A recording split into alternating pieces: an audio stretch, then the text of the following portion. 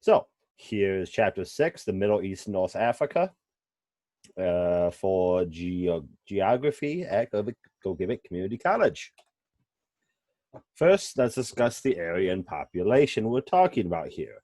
When I say the Middle East, North Africa, I'm using Middle East in a Eurocentric form. When we think of the Middle East, we think of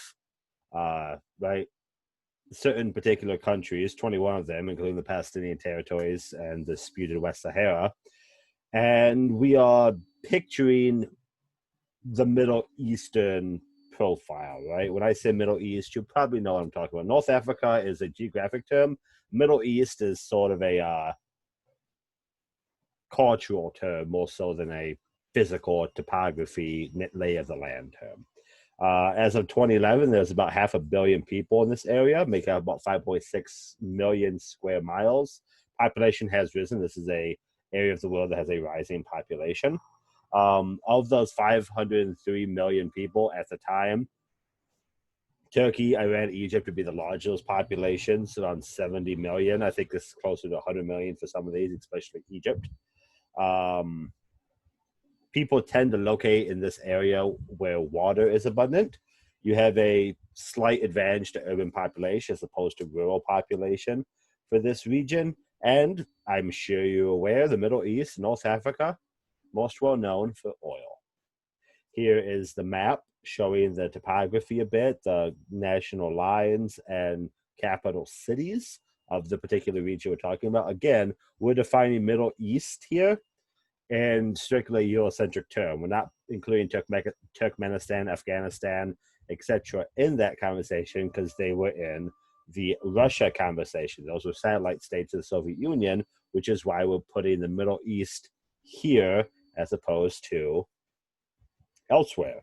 And then North Africa would be the northern part of Africa, right? That is a more map term and less of a term associated with a particular part of the world. Noteworthy things here, the topography of Turkey and Iran is very hilly, very mountainous. North Africa, aside from the Atlas Mountains over there in Morocco, rather flat, right? We see a few rivers going through here, Tigris and Euphrates rivers, biblical rivers, very old rivers. The Nile, everyone's heard of the Nile. But beyond those three main rivers, not a lot of waterway, right?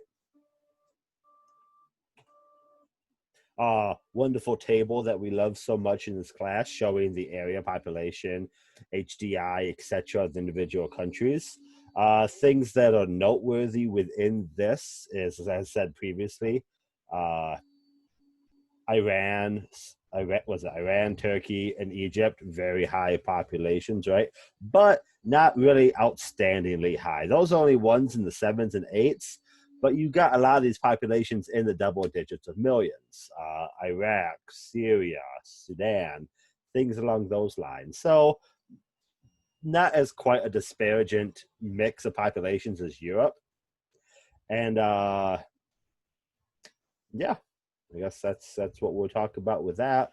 As usual, I suggest going back and pausing on the screen, taking a good look at it, see if you find out anything that's noteworthy. And keep in mind, these are 2011 numbers. Well, the ratios aren't going to be changed very much. Most all of these populations have increased since then. And in fact, some of these human development indexes and urban populations have probably decreased given the turbulence and tension in the area.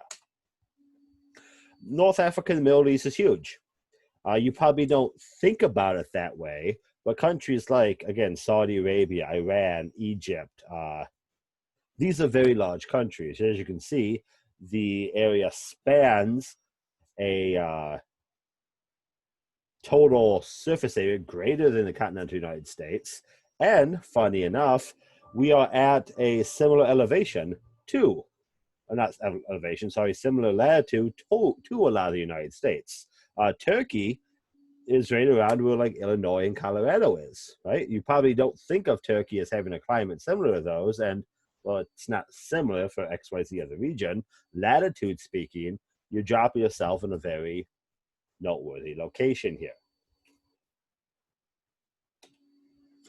population distribution, another good map we go over in this class, showing, and if we can relate this to the waterways, very much following water, right? The further you get away from the ocean, the less dense the population becomes. The further you get away from the rivers, the less dense the population becomes. The Nile River is a fantastic example of this. You can look at this map and you could probably say, if I told you there's one major river in the African continent, where is it? You could pull that out because that line, that population density line, follows it dang near perfectly. And you could actually point out the Tigris and Euphrates rivers as well, because that orange line going through Iraq up there on top of Saudi Arabia is, I believe, the Euphrates River. Population density follows water, right? And the further north we get, away from the more arid regions, the denser our population. Turkey is a rather dense country, population-wise, compared again to some of these more southern countries, because it's less arid and water is less of an issue. The cartogram, as said previously, most of these countries are pretty similar population-wise. This isn't really telling us a whole super lot compared to other things, but there are a lot of very small countries in this as well.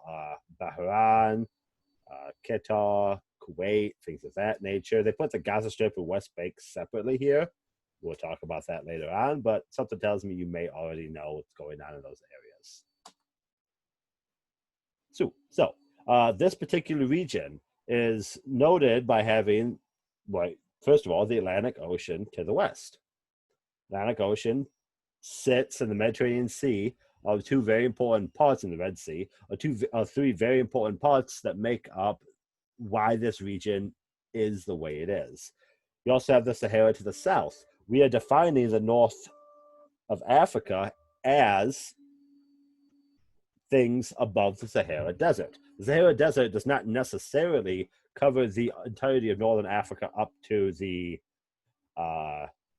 Mediterranean, again, depending on your definition of Sahara Desert, but it does play a big factor in separating North Africa from Central and South Africa. Again, Mediterranean, Black and Caspian Seas play an important role. And then you do have other smaller deserts in the region, as shown on your screen here. The land is mostly composed of arid plains and plateaus. We'll talk about that. We have large isolated seas of sand. When you picture desert, you're picturing that sea of sand. Climate in the region, very arid. 75% of the region receives less than 10 inches of annual precipitation. Again, desert is defined as amount of precipitation, either rain or snow, that falls. So the desert is called a desert because it doesn't rain there a lot. If it rained there a lot, more vegetation would grow and you would have the quote-unquote desert. Since you have a very low precipitation, you tend to get lots of drought. You also get lots of people and plants and animals that endure and overcome these droughts differently than you would in a region of more precipitation. Very large changes in temperature occur here. I see a question here. What causes more of the orange population in the bottom countries left to the river in Africa?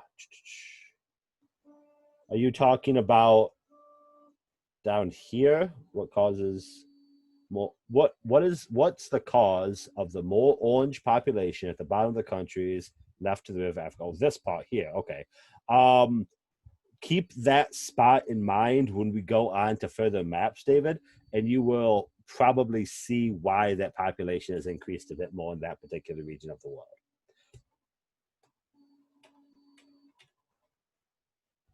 So, like I said, very large shifts in climate and temperature here. The Saudi Arabian government actually moves around to avoid those temperature issues. And you have some tectonic activity going on here. As we talked about, and I want to say chapter 2. Yes, chapter 2. There's an active fault zone running through the Horn of Africa. Horn of Africa is right in the conversation we're talking about here. So you have mountain building events and things going on, earthquakes in Iran, Afghanistan, Turkey. I believe there's an earthquake in Iran a year or two ago, actually, that caused a lot of concern. A tectonically active zone that also doesn't get any rain and is super hot during the day. So, David, here's a little hint to why that part of Africa is a bit more populated. Here's a climate map. We notice again, this is predominantly, when I say North Africa, the Middle East, you think desert, and you think that correctly. Large swaths of sea, sands of sea in this area. The Mediterranean climate does show up surrounding the Mediterranean. No surprise there. You do get some humid subtropical up there at the top of Turkey. I suppose you could call it that, but it's sort of questionable about the tropic nature of that subtropic. And noteworthy also, as we start heading more south, past the getting close to the equator, we get below Saharan desert, and we start getting some steppe area. Your Lion King looking savanna type landscape, right? This says tropical savannas on here, but I really have a hard time differentiating that from semi-arid / steppe, because the two are sort of similar, you could argue. The tropical savanna would essentially be a steppe that has more vegetation in it. Biome map, of course, follows and ties directly into the climate map. Where you have desert climate, you have desert biome. Where you have savanna climate, you have savanna biome, etc., etc. Interesting point here. Something, again, when you picture this area, you're probably picturing nomads, deserts, camels.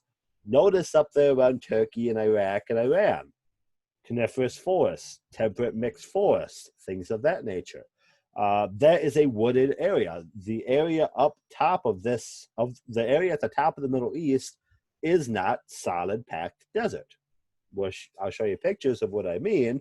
It is an area that looks remarkably similar to what we have here if you live around the GCC campuses in the Upper Peninsula of Michigan. So, desert. Looks like a desert, is a desert. Fantastic. Bonus points to you if you know what country this picture is taken in based on the garb, based on the clothing that person is wearing, that man is wearing. Land use, as I said, follows very closely with climate and biome. You can only grow plants and farm animals that live in the climates and biomes we're talking about here. That being said, since we have a whole lot of desert in this part of the world, we get herding. We can't necessarily set up a farm and grow XYZ animal in a specific location because that involves intensive use of resources, intensive use of water in particular. It takes a lot of water to, let's say, have a cattle farm or a sheep farm, something along those lines. Nomadic herding allows the animals in this region to sort of go look for and find the water, which is what you have to do in the desert, right? As you can see here, Mediterranean farming around the Mediterranean. Again, no surprise there. And that mixed subsistence, shifting cultivation, that essentially revolves around either sustenance farming, as it sees there, sustenance agriculture, but you kind of have an emphasis on some cash crop. However, when we get to Central and South Africa, we'll talk cash crop more and just how sad it is. So, but again, as said before, land use, biome, climate, all interconnected. You know what you're going to grow based on what that part of the world is like and how it exists. Very famous architecture here, the Petra. Cool looking. Never been there. If you have, congratulations. This is the picture I was hoping to get to. Pontiac, my apologies, mountains in Turkey. If I told you that was in the Middle East, would you believe me? No, you probably wouldn't. That looks like it could be in Virginia, right? Or someplace along those lines. That could be Germany, for all I know. But this is the Middle East. This is the northern extent of the Middle East. We have escaped far enough away from the desert climate that we run into our greenery and our flowing water and things along that line. Important point to notice. The Middle East is not homogeneous. None of these regions are, by definition, homogeneous. Jordan River Valley from space. Cool looking picture. Again, you can see a lot of that desert, that dune, that sea of sand in this picture, but there's also lots of dark. That's populations, that's forests, that's things along that line. And again, we can have a look at sort of the semi-arid steppe climate that we've been talking about, your undifferentiated highlands approach, where you do have enough precipitation to grow plants, but not enough to sustain a full forest, as shown here. So you get that shrubland looking. And of course, if you're going to talk about North Africa, you got to talk about the Egyptians, right? We'll talk a bit more about what this policy was. And this also leads me into my statement I say at every chapter. This geography class is very much an introductory level to it. If you want to learn more about Egyptian culture, Egyptian religion, ancient Egypt in general, you need to dive into that on your own. I can help guide you if you want, but we're not going to cover Egypt well enough for you to really have a good understanding of it, right? Cool. The book likes to talk about this particular region of the world via an ecological triangle. That is the cross-section and the interaction between three distinct groups of life, three distinct groups of people: villagers, pastoral nomads, and urbanites. We're going to define a villager here as a subsistence farmer, someone that lives in a village. A pastoral nomad, as again, as it sounds like, a nomad, someone that travels and follows the precipitation, follows the vegetable and animal patterns. And then the urbanite, the person living in the urban environment. These three subcultures of people all interact with each other in order to provide for each other. As shown here, the pastoral nomads tend to trade in animals, milk, cheese, what have you, for the villagers' food crops, clothing, and stuff like that. And then those villagers take the food, both animal and plant, and they would trade it with the cities in return for manufactured goods, cultural amenities, things along those lines.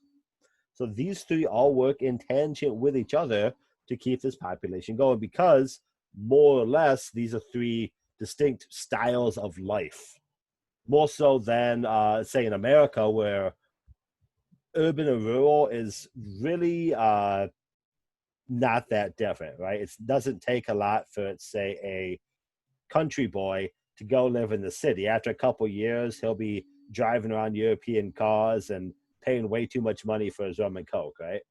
Likewise, someone growing up in a city isn't much of a transition to move on to the country. This lifestyle shown here, this trilogy, is a bit more separate from each other. And you also do have families that grow up, their grandpappy was doing this, and their grandkids can do this too. That's something that still happens in this part of the world. So let's talk the village way of life. Historically, agricultural villages represent the majority of the population of the region. That's true for every part of the world. Classically, most people lived not in cities. Over time, though, the cities grew. You had rural to urban migration. And then the way that the village life existed had to change to set suit. Less sustenance farming, more cash crop farming, things along those lines. The unique thing in this part of the world is the pastoral or nomadic way of life. This you could sort of think of as an offshoot to village agriculture if you want, sort of a vertical migration or horizontal migration depending on the topography of the region. And it is, as said before, more of a my pappy did it, my grandpappy did it, I'm doing it sort of life, right? They identify by tribe, more so nationality, and you got, 10, 15 million people active living nomadic lifestyles in the day of smartphones and GPS.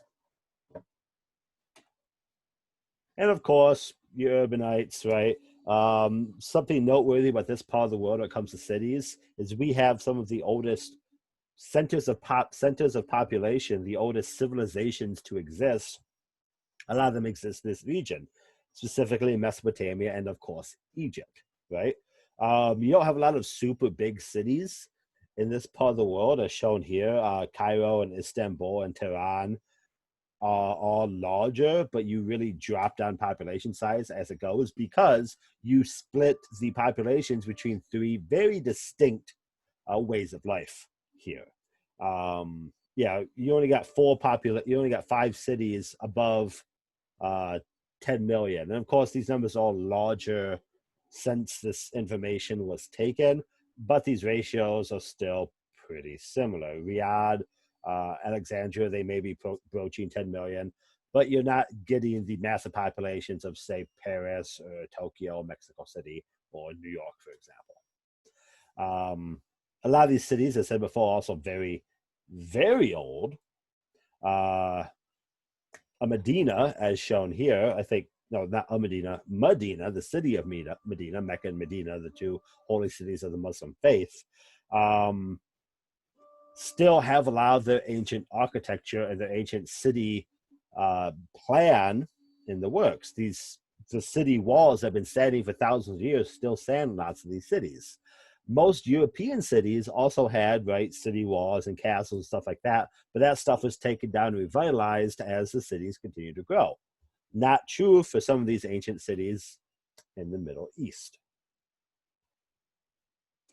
Open air market, still a thing there. Again, I'm not going to go too much depth into concepts like this in this class because we've all seen media. If I say open air market in Africa, you're probably picturing something a lot like this, right? I mean, not to be too cliched, but we've all probably seen Aladdin. The opening scene of Aladdin, the song they play, goes through an open air market. Of course, Aladdin is not necessarily historically accurate, but the rule still applies. That's why I don't spend a lot of time working on this. I really should change this slide because this picture really shows the age of this text. Dubai is so much larger what's going on here. If you don't know what Dubai is in the United Arab Emirates, that is essentially the city of the future. It's a city in the middle of the desert that has a snow-covered ski hill on it.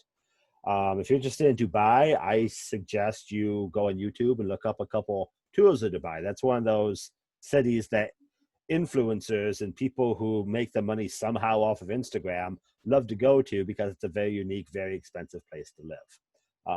You get your infinity pools and stuff like that in Dubai. Really fascinating part of the world. Cool. Let's get back into some more thick geography here. Cultural and historical geographies. Of course, as I said previously, Egypt and Mesopotamia among the world's great cultural hearths. Some of the first civilizations to exist arrive in this particular part of the world. When we get to India, we'll talk about the other ones. And since this part of the world is so ancient and has had people and cities and cultures and civilizations for so long, you get a lot of very distinct and important language families, as well as religions, which of course we'll talk about. This map of languages, as you will probably know, is not as expansive as the previous regions we've covered, that being Russia and Europe. A lot of these languages have more or less kept their firm grasp on the region. You can see there Arabic, the number 5, Arabic is everywhere. And then the Berber and Tuareg, I don't know how to pronounce two, I apologize, are still spread about, but they all still stay within the same language family, same language tree of the Afro-Asiatic languages. You need to really run off into Iran and your Farsi and Kurdish to hit sort of a different language family, that being the Indo-European languages. But these all are still very close to each other. Arabic is spoken throughout the vast majority of this region. And also, before I move on from this map, you can notice Iran has a lot of differences from the rest of this region. That plays a big role in the politics of the area. Iraq and Iran are to some extent unique. So again, when you talk about a Middle Eastern person or an Arab person, you use those words. An Arab is not necessarily someone from the Middle East. An Arab is a very specific location.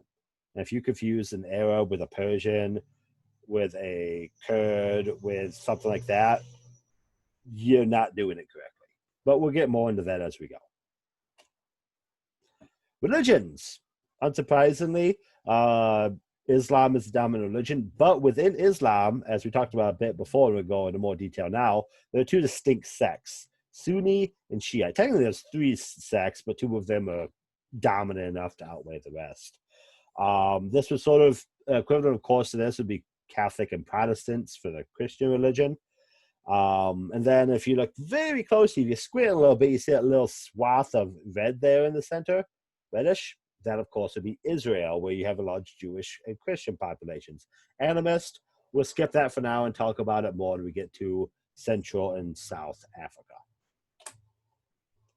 All right, let's do the quickest, briefest, least in-depth overview of the major religions of the world that you have ever seen. Let's start with Judaism.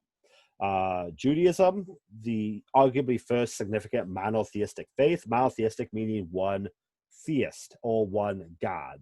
When you think of religions older than Judaism, you can think of, like the Norse gods and the Greek gods and the Hindu religion, stuff like that. Pantheon of gods. Judaism essentially had one, Yahweh, right? Judaism is technically a small religion, only about 14 million worldwide, but arguably it's the founder of the two biggest religions, which of course we'll get to. Judaism uses the Torah as its holy scripture. It's their Bible, quote unquote. And of course, the big difference between Judaism and, say, Christianity is Jesus, the crux, the path diverts at Jesus. The Jewish faith does not consider Jesus the savior of mankind that Christians do. They have certain parts that are sacred to them, certain holy lands, like the Wailing Wall in Jerusalem, things along those lines. Yeah. Picture Jerusalem. This is a real old picture. I mean, look at those cars, right? It's probably from the early 80s. And yeah. And if you know the area well, you could probably point out a lot of the key religious locations in this map. Noteworthy here, I will add, you're not looking at only Jewish holy sites in this picture. Christianity, an offshoot of Judaism, emerging in Palestine, revolving around Jesus. Somehow I think we've all heard of Jesus in this class. The idea is Jesus was the savior of mankind. Jews didn't believe it. Christians do, right? Crusades were a big thing around this time. Crusades are a whole can of worms in of themselves. If you don't know what they are, I suggest you Google it real quick, watch a quick YouTube video on Khan Academy or Crash Course, something like that. Another Christian holy site, again, in Jerusalem. That's words coming up a lot, right? Finally, we get into Islam. Islam is another monotheistic faith and is the dominant religion, as shown before, in the entire of the Middle East and North Africa.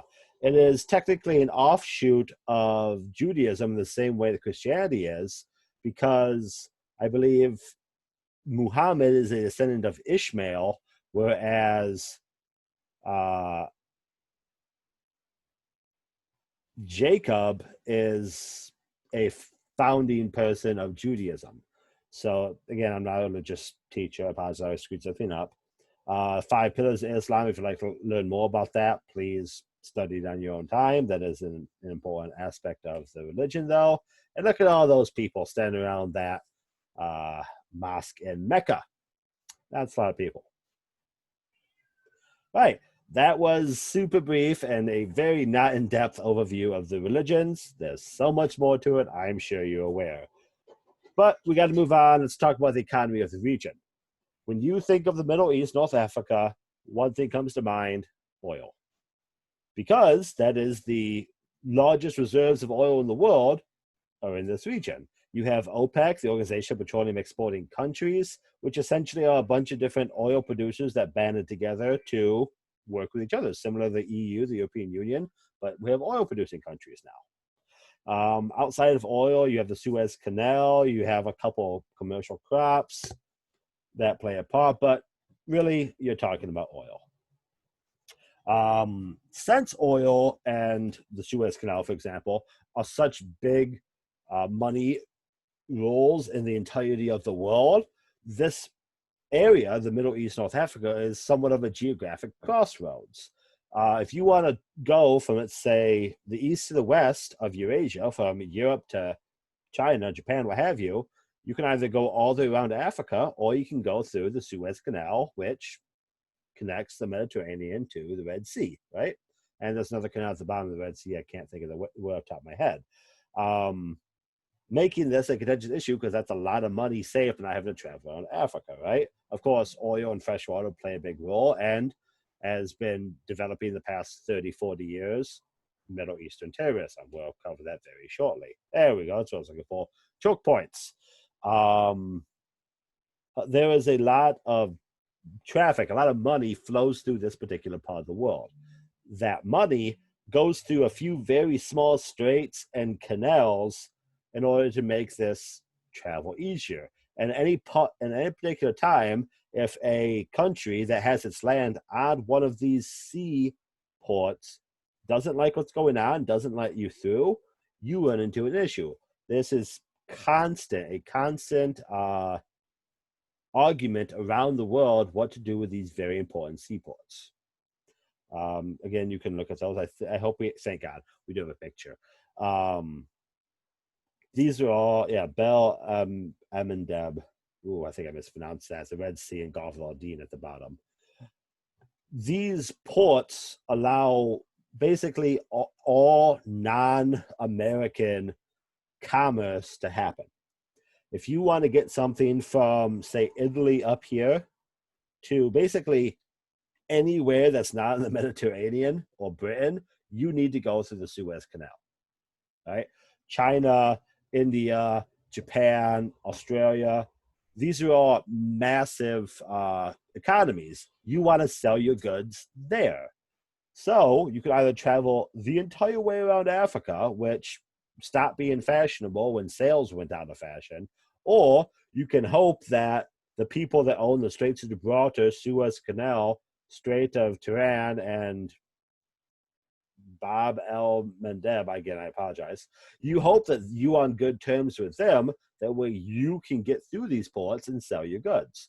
And if you're not on good terms, if Egypt's mad at you for some reason, doesn't let your ships through, you got a problem, right? Strait of Hormuz and, of course, the Black Sea connections up here, also crucially important.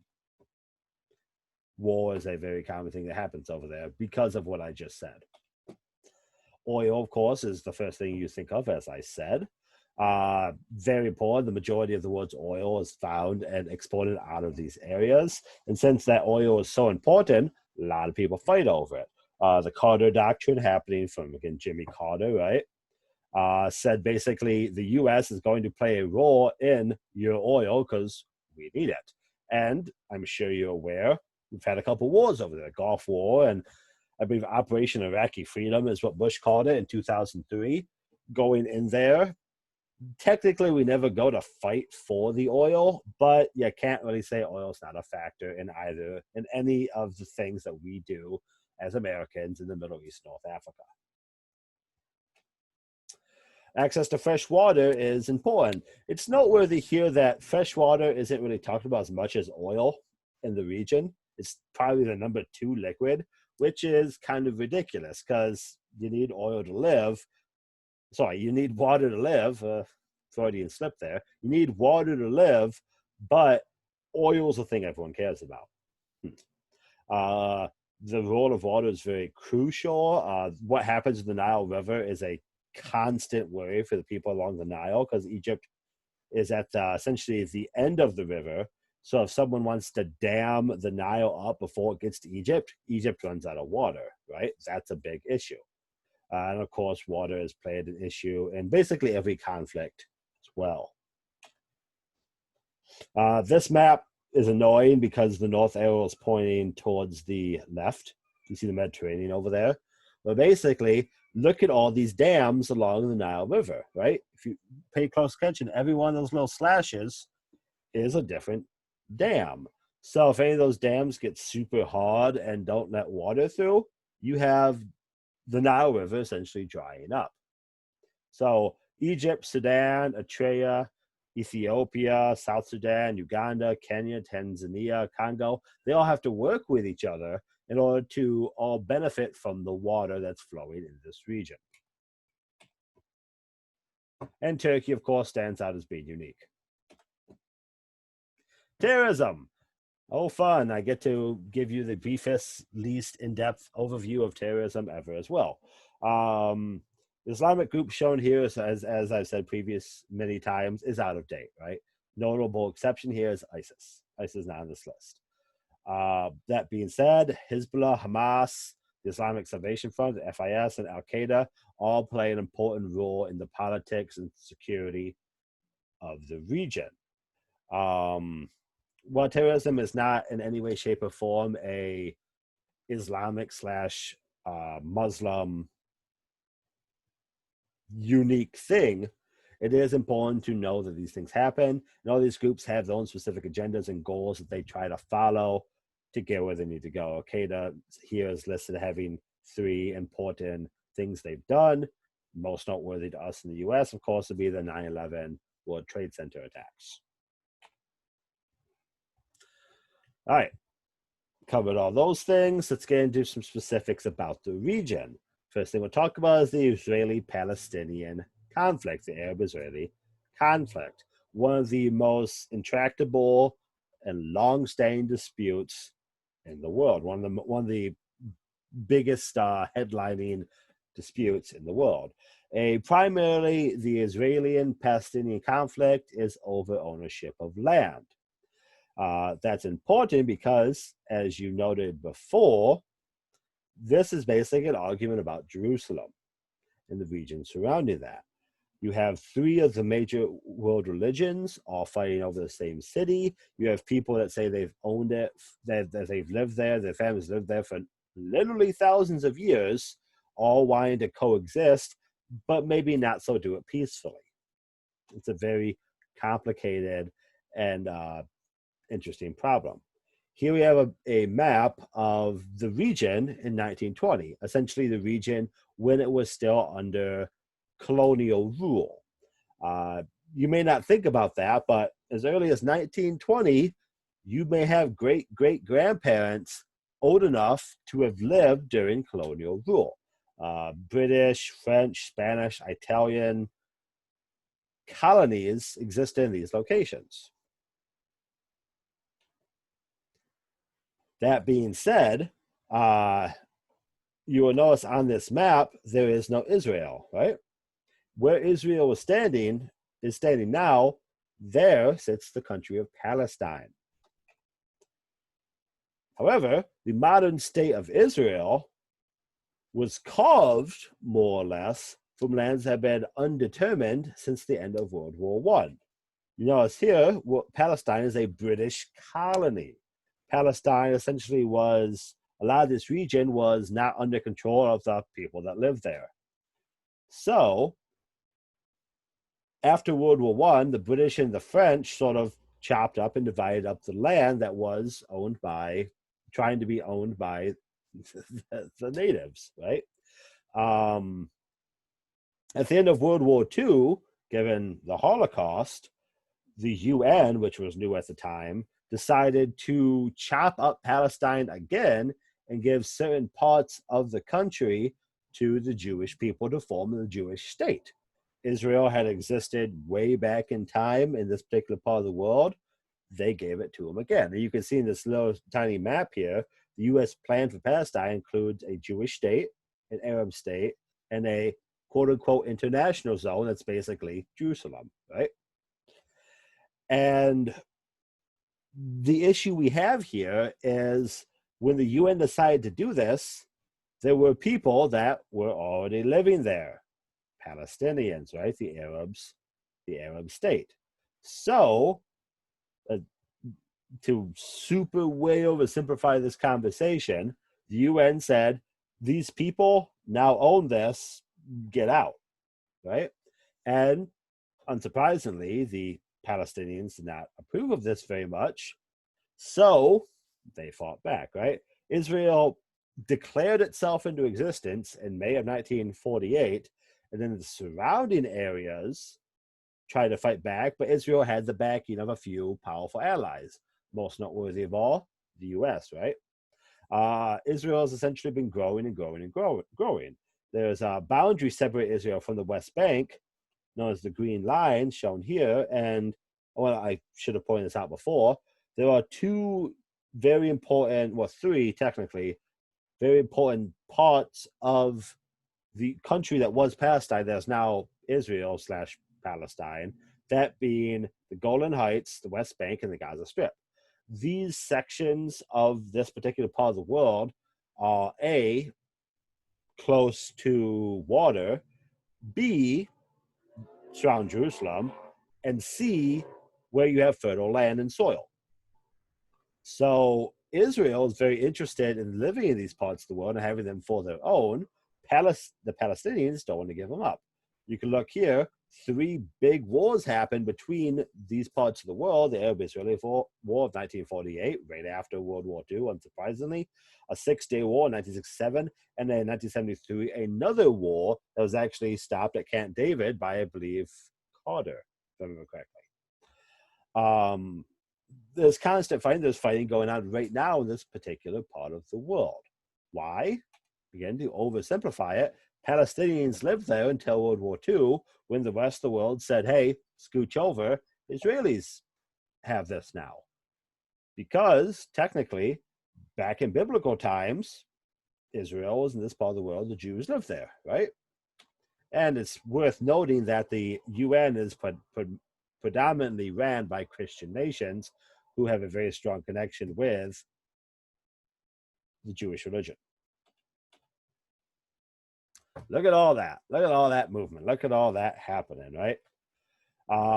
You have constant struggle, constant fighting, constant people moving to and fro, trying to find a place to live that will allow them to be happy and prosperous.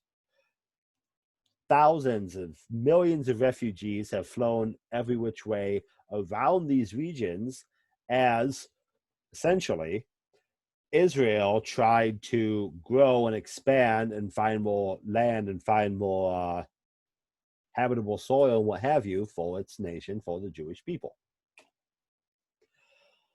These maps look super complicated, but it's worth taking the time. If you're watching this as a video, pause it and look at these and understand these maps. A lot of what's going on in the world today, a lot of the issues we have are foundational in this conflict, right?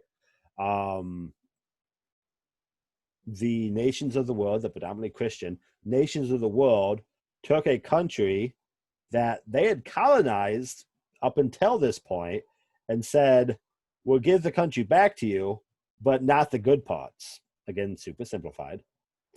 And then seemed to be surprised when it didn't work out wonderfully. Well, they weren't living there, right? Noteworthy here, if we zoom in on that third, the multicolored map over here, the zones of control map, you can look at, that's essentially a zoom in of the West Bank there, and you can look at all the confusion going on in this part of the world, because this country is not large, right? The map for the center, for example, goes up to 30 miles. You do not have a large part of the world that's being fought over here, but you have so much conflict, so much settlement, so much pushing and pulling and bullets fired and rioting, because people want to live, people have a very strong familial connection to this part of the world, and they want to live where they want to live in the same farm that their grandfather was tilling literally 500 years ago. I mean, you think you have a strong connection to your house because your parents bought it in the 60s, right? These people have been living here for 3,000 years. This region has always been on the quote-unquote brink of peace. Clinton attempted to broker a peace deal between Arafat and, I can't remember the Israeli guy, top of my head, I apologize. Tried to do a two-state deal where they could both live together. that hasn't been working. You ask one side, the other side's fault. Yes, that side's the previous side's fault, right? No one can agree as to what's going on and what should be done about it. I believe very recently, as I was recording this video and this lecture, the Trump presidency has again tried to foster some sort of solution to the problem. It again doesn't seem to be going very well, right? What is the answer to this question? It's impossible to tell. If you are a fan of this conversation, there's a YouTube channel called Jubilee, and they do essentially sit downs with people on opposite sides. And they have conversations. They ask them prompts and stuff like that. And they did a conversation between Israeli and Palestinians about this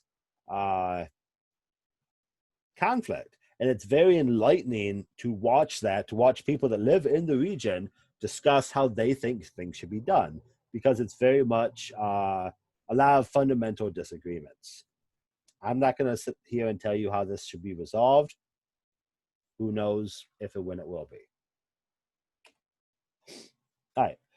Again, we have technically a showing of the age of the slideshow. We talk a bit here about the Arab Spring. The Arab Spring was a series of revolts and riots and protests in many Arab and Middle Eastern, North African countries over essentially dictatorship and not quality rule. People overthrew oppressive governments and attempted to replace them with something that was more suited for the people. The Arab Spring began in Tunisia at the end of 2010.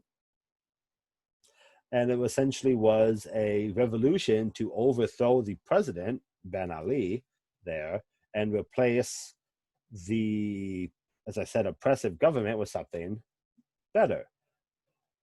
Tunisia started it, it expanded and went throughout. Egypt was another country that essentially did not like the way things were going and overthrew their government and tried to replace them with something they hoped would be better. In Egypt's case, they replaced Mubarak with someone else. Libya did the same thing with Muammar Gaddafi. And if these names sound familiar, these are people that are sort of infamous for mistreatment of their people.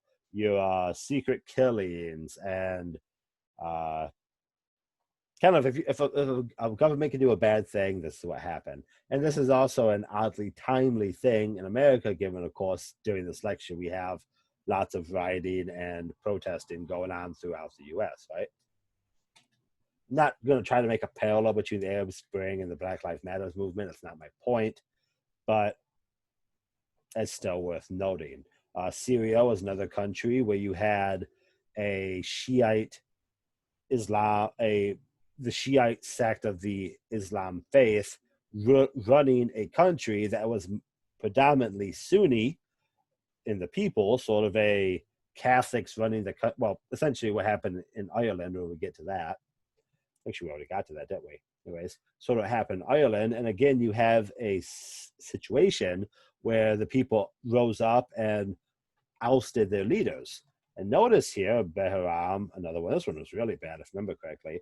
But this uprising began January 2011, and the first uprising began in December 2010. So the Arab Spring was a lot of countries overthrowing their dictators, pushing for something that they felt would work better for the people. Yemen, another example of this. And yeah, interesting points here. This was really the first mass revolution in the modern world, where you had WhatsApp and other social networking platforms allowing people to work together. Before this, you sort of had your classic uprisings where they grew sort of by word of mouth. These were able to have mass riots happen essentially overnight, right? And I say riot, well, I should say protest majority of the time. I apologize for that. I don't know why I keep saying riot. I should be saying protest. Women were a big part of these movements. That is noteworthy. A lot of the heads of the Arab Spring movement were women. In this part of the world, women are not necessarily seen at the same level as men, still to this day, right? I believe Saudi Arabia allowed women to drive in like 2016, rather than drive cars without men in them. So Arab Spring. What's going on with the Arab Spring? Well, post all these revolutions, essentially, post all these topplings of government, you got to get something new in there that hopefully takes the reins and does well. And truth be told, you go back, you look at these countries, a lot of these countries are not necessarily in a better shape than they were. Yemen is in the middle of a big, is the current battleground of a war between Saudi Arabia and Iran. Yemen's basically starving to death. Bahrain, I don't know off the top of my head. Syria, right? I'm sure you're aware of what's been going on in Syria with the massive exodus of immigrants to Europe. That was part of the catalyst for Brexit and British leaving the European Union. Syrian refugees is a big thing nowadays. This country is not stabilized. Libya, same conversation. Still unstabilized after this time. Egypt, I believe the government that replaced Mubarak was the Muslim Brotherhood, which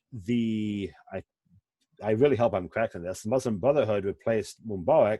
The U.S. didn't like that, and now Egypt is also undergoing a lot of problems. And of course, Tunisia, same story. So these revolutions, if you will, didn't necessarily end up producing a lot of the change that they hoped they would. Why is that? A lot of it, you could argue, has to do with other countries getting involved because, as was stated before, the big thing that everyone associates this region of the world with is oil. And if you have destabilization in 1, 2, 3, 4, 5, 6 major oil-producing countries, the rest of the world that likes their oil does not like this. The rest of the world that's been having to deal with Muslim insurgency and Muslim terrorism, again, like the U.S. with 9/11, doesn't like this. So you did not have a lot of these ending up going the way they were probably imagined by the protesters in their head. That's very depressing. That's very sad. Welcome to living on Earth. Other conversation points to talk about. Abu Dhabi. As I said before, Abu Dhabi is sort of when I was talking about the way back here, where were we at? My gosh, I was way back here, wasn't I? There we go. Dubai and Abu Dhabi, these are future cities, right? There's a lot of money being put into building places in the Middle East, North Africa, that are ahead of the rest of the world. As I said previously, you have a lot of cities that are very ancient. A lot of Medina still has its walls that protected it from the Crusades in the 1100s up. So you have Masdar, I'm going to assume that's how that's pronounced. Again, I apologize. In Abu Dhabi, you have the city I was just talking about before, smart cities that are hopefully places where currently it's places where the rich and successful go to party. And lots of money is being thrown around in these parts of the world. There is also a secondary component to this when you have essentially a lot of modern day slavery happening in these parts of the world where all these big, bright, beautiful cities are being produced. People are being paid pennies in the dollar to work there. Again, this is an introductory geography class. If you'd like to learn more, ask me. I can provide you with some hints as to where to go to learn more about these situations. This is the world we live in nowadays. These are things that you should know about. Iraq. U.S. has beat the crap out of Iraq twice in the past 30, 40 years. Very oil-rich country. Problem is, oil is best transported via water. And you can look way down here in the Persian Gulf, this little tiny corner of the country has good access to water to send out its oil. Right? Lots of stuff happening in Iraq. Very old country, very storied country. Lots of violence recently. The Kurds. The Kurds are another very not enjoyable part of this conversation. This is an ethnic minority within, as shown here, Iraq, right? You can see Baghdad in the center there, now Baghdad's down below.